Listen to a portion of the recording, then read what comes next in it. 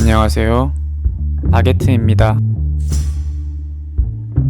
오늘은 전 세계적으로 선풍적인 인기를 끌고 있는 원피스 시리즈 최신작인 1031화를 한번 리뷰하고 분석해보도록 하겠습니다. 영상은 원피스 최신작 1031화의 내용을 기반으로 분석하면서 진행되며, 이는 주관적인과 동시에 약간의 스포가 포함되어 있다는 점 알려드립니다. 내용은 원피스 1030화에 이어 로우와 키드에게 일격을 맞은 빅맘이 오니가시마성 밖으로 떨어져 큰 데미지를 입은 장면에서 시작되는데, 이를 목격한 백수 해적 단원들을 포함한 루피 일행들은 철골이 짓뭉개져 깔려버린 빅맘을 보고 아무리 천하의 빅맘이라고 해도 저 정도의 데미지라면 아마 죽었을 것이라 이야기합니다. 이렇듯 철골 무덤에 빅맘을 묻어버린 키드와 로우였지만, 그들 또한 상당한 힘과 능력을 사용하였기에 대단히 지친 모습을 보이는데, 곧이어 로우는 아까 빅맘을 쓰러뜨린 키드의 자기자기 열매의 각성 능력을 보고 놀라 키드에게 자력은 얼마나 강력한지 묻는 모습을 보이지만, 키드는 로우에게 현재 자신의 패를 공개할 이유가 없다고 말하며 역적을 냅니다. 그렇게 그 둘의 아웅다웅이 이어지던 그 순간 빅맘을 묻은 철골 하나가 튀어오르더니 빅맘이 다시금 부활하는데, 몸을 일으킨 그 순간 그녀의 입에서 나온 단어는 라이프와 팥죽이었는데, 이는 그녀가 소울소울 열매를 사용하겠다는 신호였으며, 이에 주변의 백수해적 단원들은 위험을 느끼고 도망가기 시작하지만, 빅맘은 소울 포커스로 한순간에 그들의 수명을 빼앗아 수많은 금속 조각들의 영혼을 부여하여 호미즈로 만들어 버립니다. 곧이어 빅맘은 백수해적단의 수명에도 성이 차지 않은 것인지 자신의 잔여 수명 1년까지 끌어내 이를 흡수하는데, 이에 빅맘과 그의 호미즈들은 더욱 거대해졌고, 그녀가 내뿜는 살기는 가히 공기까지 진동시킬 정도로 강력하였는데요. 이후 빅맘은 자신이 방금 느낀 이러한 수준의 고통은 수십 년 만의 일이라며 키드와 로우의 강함을 인정하는 동시에, 로우와 키드가 밀짚모자 루피와 마찬가지로 자신의 권력을 뺏기 위함이라고 판단하며 할 수 있다면 사왕의 자리를 빼앗아보라고 소리칩니다. 이에 로우는 이런 무지막지한 괴물을 쓰러뜨리지 못한다면 역사 공부도 못할 것이라 말하였고, 키드 또한 목숨이 있는 한 패를 아끼지 말라고 말하며 설령 자신이 죽는 한이 있더라도 저 괴물을 사왕에서 끌어내리겠다고 소리칩니다. 그렇게 라이브 플로어는 거대해진 빅맘, 그러한 그녀를 막는 키드와 로우, 그리고 밀짚모자 일당과 백수적 단원들의 전투까지 그야말로 난장판이 따로 없었는데, 곧이어 무기고로 향하고 있던 야마토는 이러한 난전을 목격한 후 정면 돌파는 무리수라 판단하여 동굴의 방인 일명 이와토의 방으로 곧장 속도를 높여 꽃의 도시의 운명을 지켜내기 위해 내달리는데,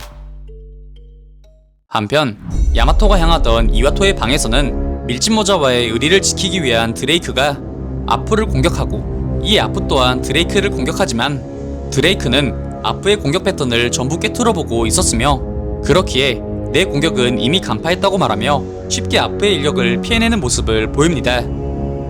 그렇게 그들의 전투가 진행되던 그 순간 야마토가 문을 부수고 들어오는 동시에 드레이크, 아프, 그리고 토비로프와 정복군이 왜 이곳에 있냐고 말하며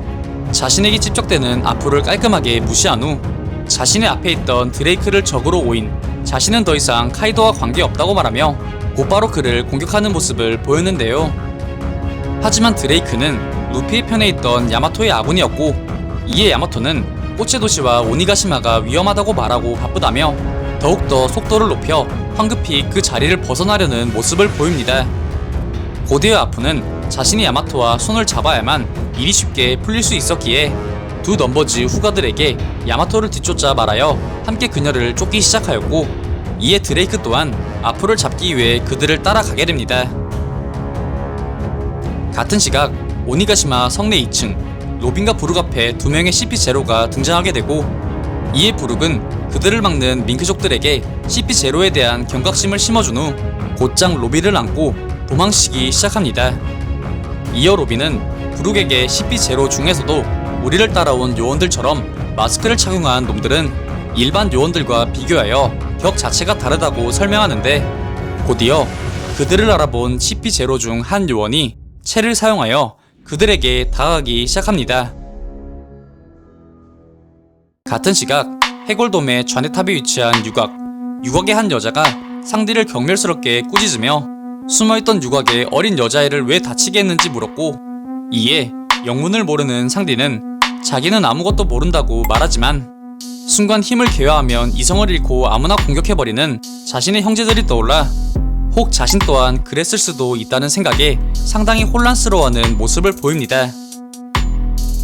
곧이어 상디는 다친 유곽의 여자와 자신 사이에 무슨 일이 있었는지 골똘히 생각하는데,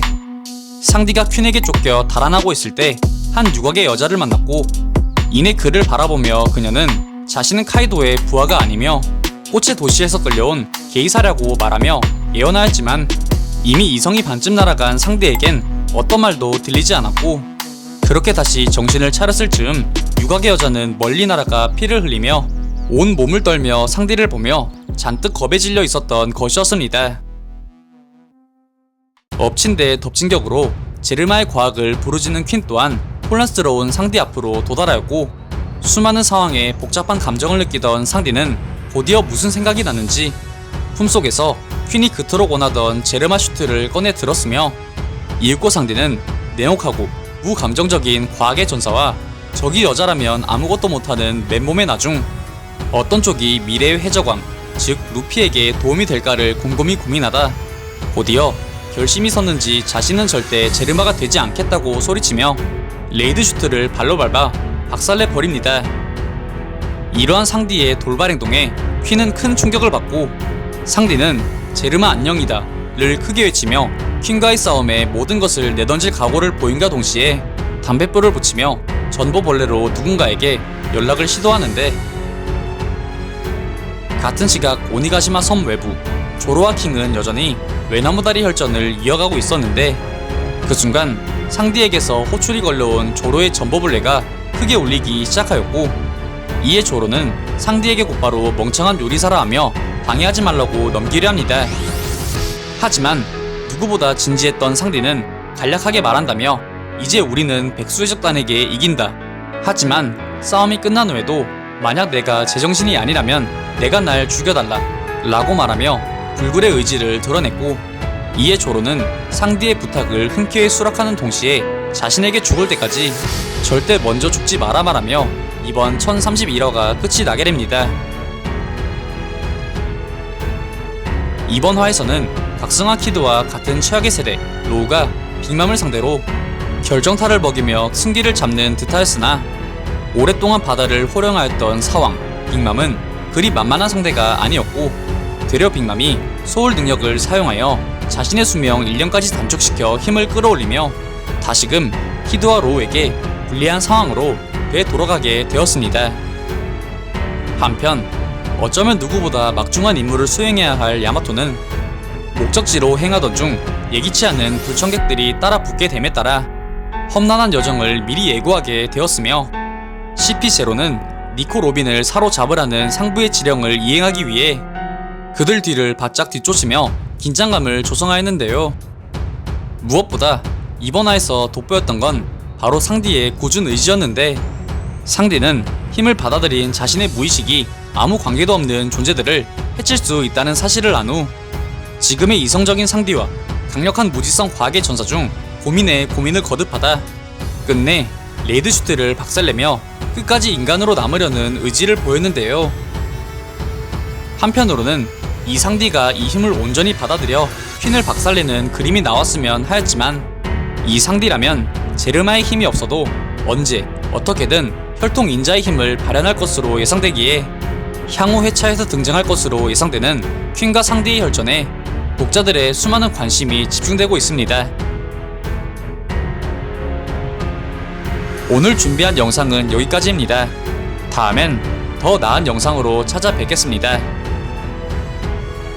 그리고 보시고 싶으신 영상이나 주제 댓글로 남겨주시면 다음 영상 작업 시 최대한 반영하여 제작할 수 있도록 노력하겠습니다.